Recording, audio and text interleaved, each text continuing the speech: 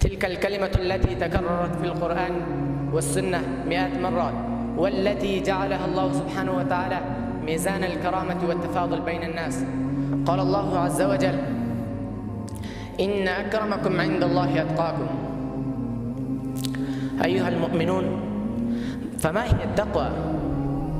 قال طلحة بن عبيد الله: سألت رسول الله صلى الله عليه وسلم عن معنى التقوى، فقال: أن تعمل بطاعة الله ترجو ثواب الله، وأن تترك معصية الله تخاف عقاب الله. وقال بعض السلف: التقوى أن تجعل بينك وبين عذاب الله سبحانه وتعالى وقاية بفعل أوامره واجتناب نواهيه. التقوى ليست مجرد كلمة تقال أو دعوة تدعى، بل هي عمل دائم ومجاهدة مستمرة وسلوك مستقيم، وتظهر آثاره في حياة المسلم. آثار التقوى في حياة المسلم كثيرة، نبين منها 5. الأول: التقوى سبب للهداية والنجاة. قال الله عز وجل: ذلك الكتاب لا ريب فيه هدى للمتقين. فمن أراد الهداية فليعد لتقوى لنور قلبه. والثاني: التقوى سبب للرزق والفرج.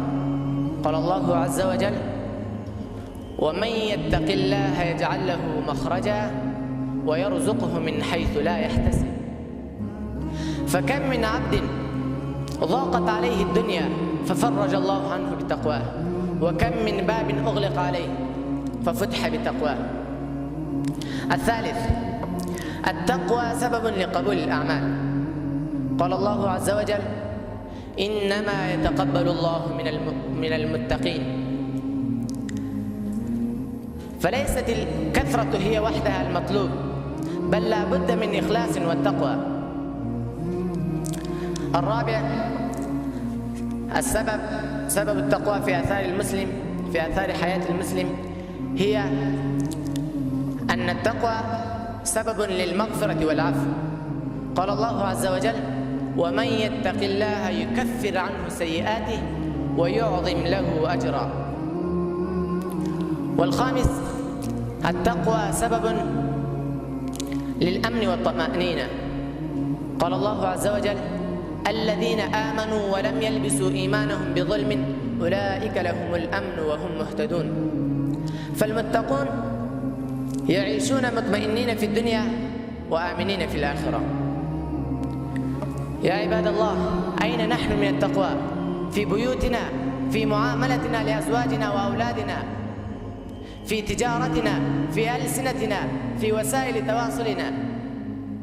إن المتقي يراقب الله سبحانه وتعالى في الجلوة والخلوة، لا يغتاب ولا يخون ولا يغش ولا يظلم ولا يأكل الحرام ولا يتكبر، بل يسير على صراط مستقيم، وشعاره: إني أخاف الله. وأخيرا، نسأل الله سبحانه وتعالى أن يجعلنا من عباده المتقين، وأن يرزقنا خشيته في الغيب والشهادة، وأن يجعلنا من أهل الفلاح في الدنيا والآخرة. وأقول قولي هذا، أستغفر الله لي ولكم ولسائر المسلمين.